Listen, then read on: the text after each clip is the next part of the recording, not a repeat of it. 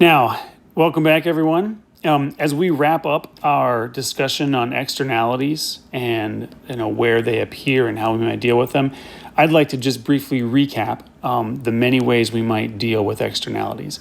I'd like to start with one that we may not have discussed, at great detail before, and one that I think is often overlooked, and that is just to ignore them. Right? So the first one here. One way of dealing with externalities is to not deal with them, right? To let them go.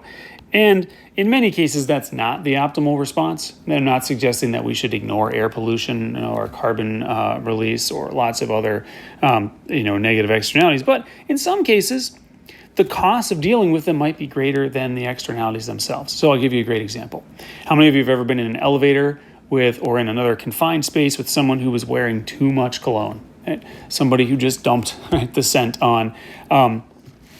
Right? Does that impose external costs? Absolutely. Right? Somebody's overuse of scent imposes costs on other people around them. Those costs are real. Those are negative externalities. You can draw the graph, right, and indicate those. But are we going to do anything about them? I don't know. Should we have a tax, on perfume and cologne? Should we have some sort of government regulation program to make sure people don't overdo it? I'm not sure that's really worthwhile. It is possible that we just kind of accept it and let it go. Maybe we rely on social pressure. Maybe we hope that friends and family members of people who douse it a little too hard, somebody will be like, whoa, man, that's too much, right? You need to cut back. We can hopefully rely on that, and maybe this is not a huge problem. I just throw that out there because we think about a lot of really good ways of dealing with externalities. Let's throw out the possibility that sometimes we might want to just ignore them, or at least from an economics perspective, maybe the policy option that's most efficient is in some cases, limited cases maybe, but just to ignore them. Now, more generally, we talked about ways to internalize them. Right, if you can get the decision maker to think about the external costs or the external benefits and to internalize them into their decision calculus, then we can get to the socially optimal output level. And specifically, we talked about PAGO and the idea of Pagovian taxes and subsidies, right, by specifically internalizing the externalities.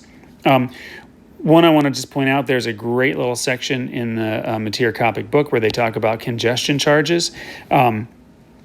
Congestion charges are when rates, so for example, on a toll road, if the toll is different during the peak driving hours than the non-peak hours, that is an example of a congestion charge.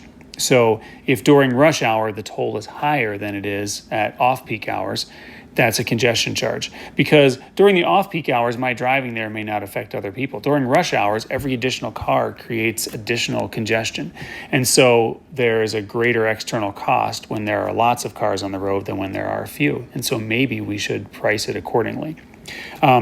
Similarly is the idea of peak load pricing. In fact, congestion charges are a specific example of peak load pricing, and people have talked about this with regard to utilities.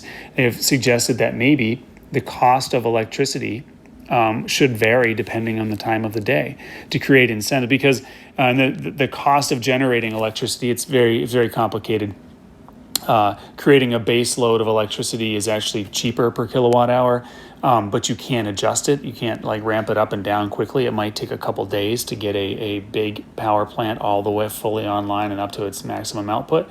But electricity usage it ebbs and flows, but electricity is fairly perishable. Right? It has to be produced and put into the grid at largely the same time it's being consumed and taken off the grid.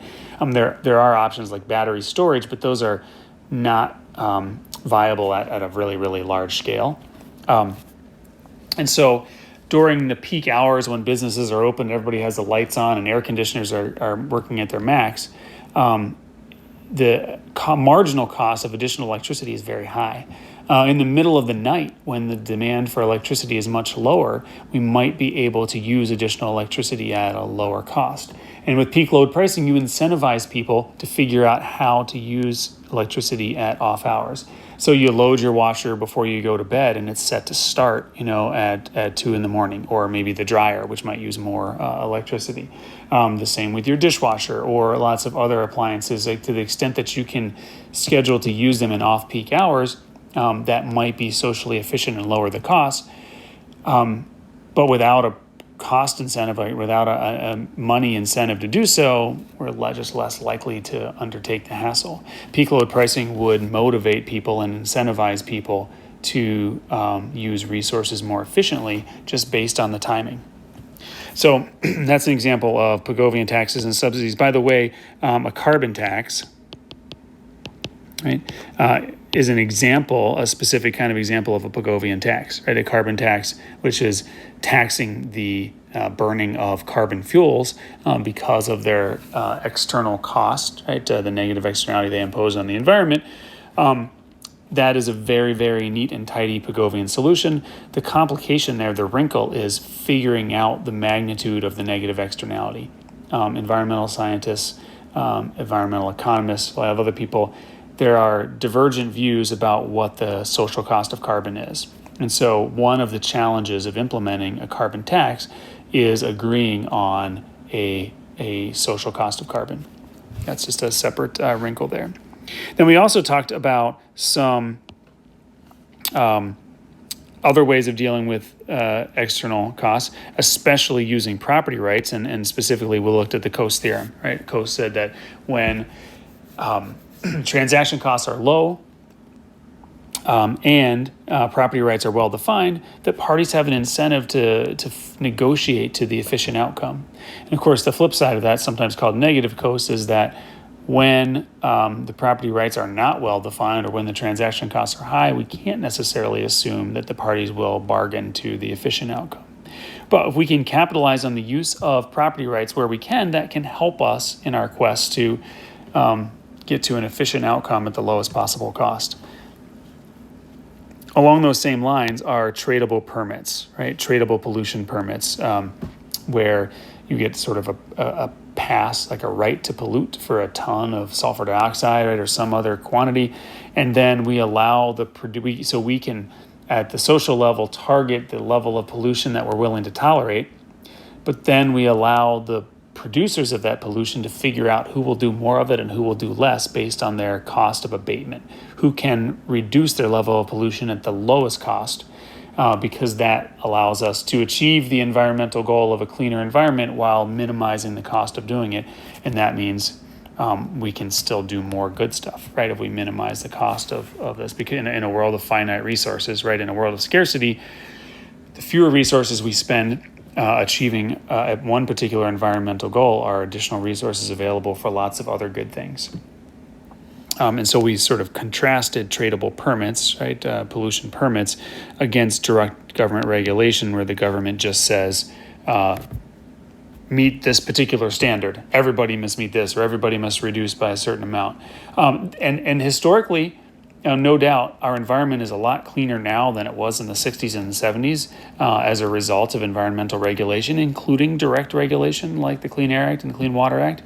But innovations more recently that incorporate private property rights and some market incentives will allow us to make additional strides, hopefully, but at a lower cost, right, in the lowest resource cost methods. So that is hopefully our wrap up on externalities and one of the applications of externalities specifically to the